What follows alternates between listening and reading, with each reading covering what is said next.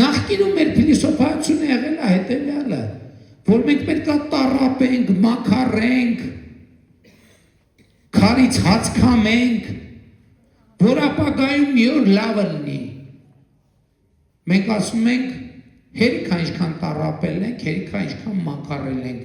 Հիմա մենք հաց ստեղծելու ենք ինտենսիվ գյուղատնտեսությամբ։ Պետք չի քարից հաց քամել, ժողովուրդ ջան։ Պետք չի քարից հաց քամել։ Պետք է ծորենը ցանել հողի մեջ, լիզինգով առնել տրակտոր, ինտենսիվ ոռոգման համակարգ ունենալ եւ նորմալ, ես եմ ասում, մենք գյուղատնտեսության մեջ այդ պետք է փոխենք եւ փոխում ենք, որ մեր գյուղատնտեսությամբ զբաղվող մարդու միջին վիճակագրական պատկերը ինչա կռացած օրվա մեջ 7-8 ժամ, եղունգները քրքրված, մատները քրքրված,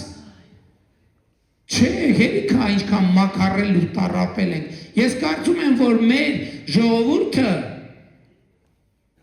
մոտավորապես 1500 տարի է մաքարում ու տառապում է, եկել է ապրելու ժամանակը, եկել է ուղղակի ապրելու ժամանակը, եկել է կյանքը վայելելու ժամանակը։ Ես եմ ասում, հերիք է մեր ամեն երեխա, որ Հայաստանում ծնվում էր, մենք իր վզիթ հետ ծնված պայից կախում ենք հազարամյա պատմական չլուծված պրոբլեմներ, հազարամյա, երեխեն հեն ծնվում էր, իր վզից կախում ենք մենք հազարամյա պատմական չլուծված պրոբլեմները, մեր կառավարությունը և ես անձամբ եկել եմ այն եզրակացության, որ կարող է շատ հավակնոտ հնչի, ես այդ հազարամյա պատմական պրոբլեմները պետք է լուծեմ եւ հանեմ, որ մեր երեխեքի վզից որևէ բան կախած չլինի եւ ձեզ կոչ եմ անում, աջակցեք ինձ, որովհետեւ այդ ճանապարհի մեծ մասը մենք արդեն անցել ենք։ Հերիքա մեր երեխեքի վզից կախենք անընդհատ պատմական պրոբլեմներ, 1000 տարվա։ Մենք պետք է շանս տանք մեր երեխեքին ծնվել և կյանքը սկսել զրոյից, հասկանում եք, չի կարելի ծնված երեխու վրա դնել 1000 տարվա չլուծված վատ պրոբլեմատիկ կենսագրություն, չի կարելի, մենք պետք է թողենք ամեն մարդ ինքը իր կենսագրությամբ ապրի, և ես ասում եմ սա պատմական շրջան է, որովհետև այն պատմությունը, հայ ժողովրդի այն պատմությունը, որ ընդհատվել է 374 թվականին Պապ թագավորի սպանությամբ, մենք այդ ճեղքը այսօր պետք է լրացնենք։ Պապ թագավորին իմիջայլոց հացի սեղանի շուրջ են սպանել հայ և բյուզանդացի պաշտոնյաների աշխարհիկ և հոգևոր պաշտոնյաների կազմակերպած դավադրությամբ։ Ես 2 տարի առաջ էր, թե 3 տարի առաջ էր, թե երբ էր, ես ասել եմ Պապ թագավորը էլ չի սպանվելու, Հայաստանը էլ չի սպանվելու, որովհետև Հայաստանի մորթվելու ժամանակը անցել է, եկել է Հայաստանի ապրելու, կյանքը վայելելու և այս պետությունը զարգացող ծաղկում սերնդեսերունդ հազարամյակով փոխանցելու։ Հա, Հայաստանի քաղաքացի պետք է 2 եվրոյով, 5 եվրոյով, 10 եվրոյով ինքնաթիռի տոմս առնի։ Ես այսօր Երևանում տեսնում եմ 70-80 տարեկան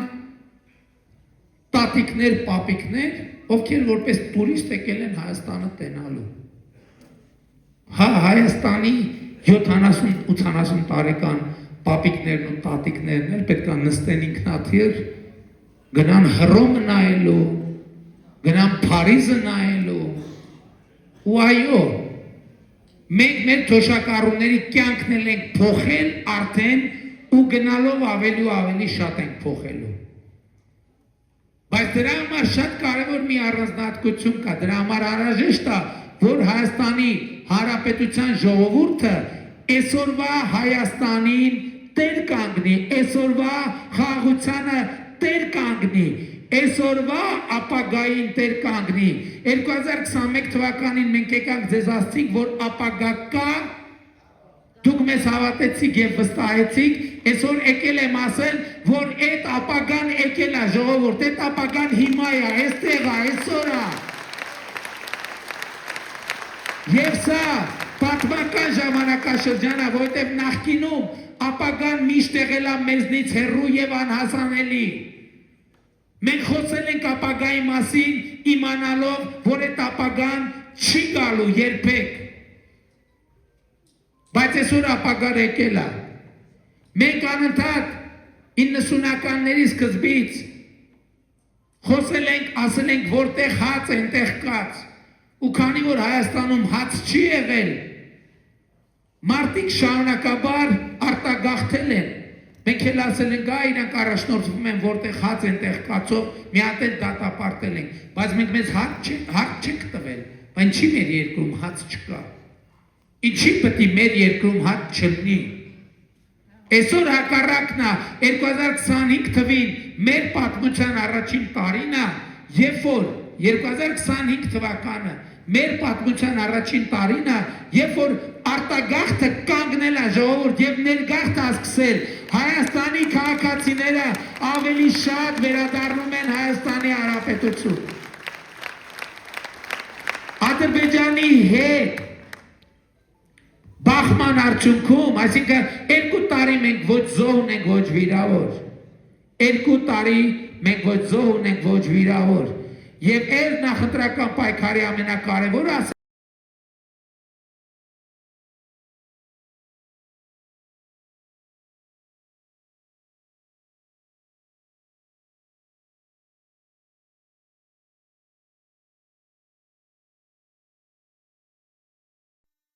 Հավանիչ տեսանյութը եւ բաժանորդագրվիչ նորությունները բաց չթողնելու համար։